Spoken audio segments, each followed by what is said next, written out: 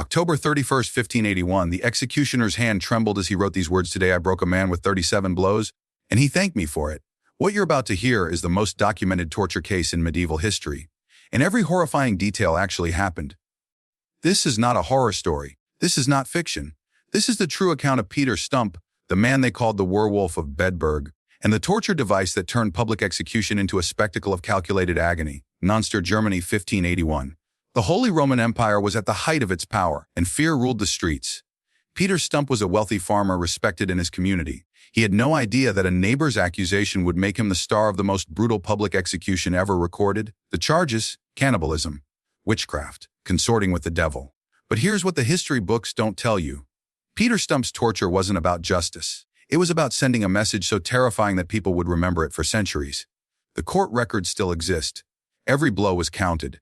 Every scream was documented. Every breaking bone was recorded by a professional who had perfected the art of keeping people alive while destroying their bodies. The breaking wheel wasn't just an execution device. It was theater, a stage where death became performance art, and the audience came from miles around to watch. But what happened to Peter Stumpp on October 31st, 1581, was different. The executioner Hans Müller had been doing this job for 15 years. He had broken hundreds of men on the wheel. But this case haunted him so much that he documented every single detail in his private diary. What you're about to hear comes directly from Müller's diary, and from the sworn testimonies of over 200 witnesses who watched Peter Stumpp die. But first, you need to understand exactly what the breaking wheel was designed to do to a human body. The breaking wheel was 8 feet in diameter, solid oak. The victim was tied to it face up, arms and legs spread wide across the spokes. But here's what made it truly diabolical. It wasn't designed to kill quickly. Medieval executioners understood human anatomy better than most doctors. They knew exactly where to strike to shatter bones without hitting major arteries. The goal? Keep the victim conscious and alive for as long as possible. Each blow from the iron bar was calculated. First the shins, snapping the tibia and fibula. Then the thighs, crushing the femur, the strongest bone in the human body. The arms came next, radius ulna, humerus, all while avoiding the torso, where death might come too quickly. October 31st, 1581, 2 p.m. Peter Stumpp was dragged to the wheel in Münster's main square. Hans Müller wrote the subject appeared calm, almost resigned. This concerned me. Calm men often last longer. 200 people had gathered to watch. Merchants closed their shops. Mothers brought their children. The church had declared this a holy spectacle, a chance to see God's justice in action. Müller's diary, entry 1, a blow 1, right shin. Clean break. Subject screamed but remained conscious. Estimated survival time 6 hours. The crowd cheered.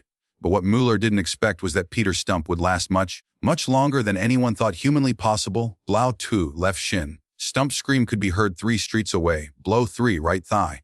The femur shattered like kindling. Blow 4, left thigh. Blood began pooling under the wheel. But here's where the story takes a turn that shocked everyone present, including the executioner who had seen everything. After the 10th blow, something unprecedented happened. Peter Stumpp stopped screaming, not because he lost consciousness, but because he started laughing. Hysterical, maniacal laughter that echoed across the square. Müller wrote a subject appears to have lost his mind. This is unusual. By the 15th blow, Peter Stumpp should have been dead. Both legs were completely shattered. His left arm hung at an impossible angle. But medical records show he was still fully conscious, still responding to questions. Müller's diary reveals something that still puzzles medical experts today. Blow 15, right forearm, subject asked for water. When denied, he cursed the crowd in 3 languages. His endurance is supernatural. The crowd was no longer cheering. Children were crying. Some adults fled the square, but the worst was yet to come. Müller had received special orders from the church. Peter Stumpp was to suffer every possible blow before death was allowed. Blow 25. Blow 30, Müller wrote, "I have never seen a man endure this much damage and remain conscious." The crowd is silent now. Even I am questioning if this is justice or something darker. But the church officials present ordered him to continue. The breaking wheel wasn't just about Peter Stumpp anymore. It had become a test of faith, a demonstration of divine will, or perhaps something more sinister. Hour 4, Peter Stumpp was still alive. His body was completely broken, every major bone shattered. But his eyes were alert. He was watching the crowd, studying their faces. And then he spoke. Witness testimony records his exact words, "You think you're watching me die, but I'm watching you become monsters." The crowd fell completely silent. Blow 35, rib cage. Müller wrote a subject, coughed blood but smiled. I asked him why. He said, "Because now you'll never forget me." Blow 36, left shoulder blade. The crowd began praying, not for Peter Stumpp's soul, but for their own. They had come to see justice. Instead, They had witnessed something that challenged everything they believed about humanity. Blow 37, the final blow to the chest. Mueller's diary entry for this moment is just one sentence. God forget Stumpp died as the sun set on October 31st, 1581. But his death was just the beginning of a legacy that would haunt Munster for generations. Hans Mueller never performed another execution. His final diary entry, dated November 1st, 1581, reads, I have broken bodies for 15 years, but yesterday something broke in me. Peter Stumpp endured 37 blows and 6 hours of agony. But I think I suffered more. Mueller joined a monastery 3 days later.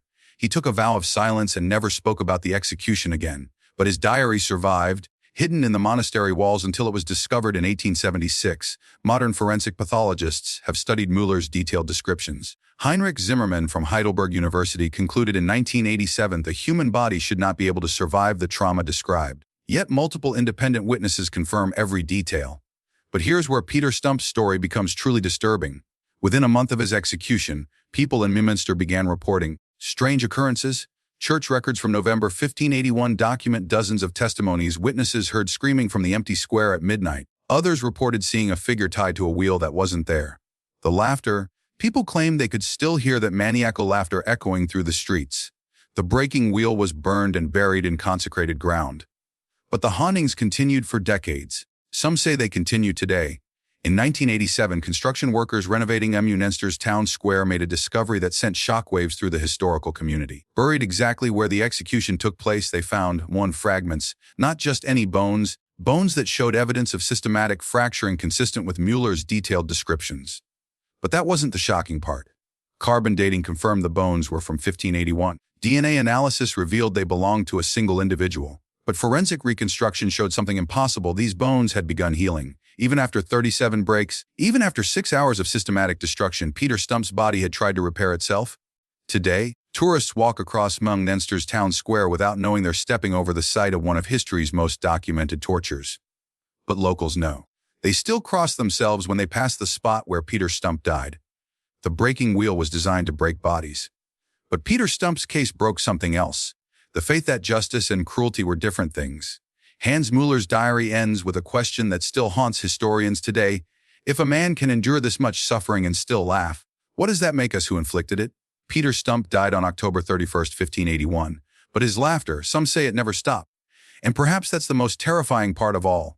Next week, we'll explore the torture device that made the breaking wheel look merciful, the Iron Maiden's secret that historians tried to bury for 400 years.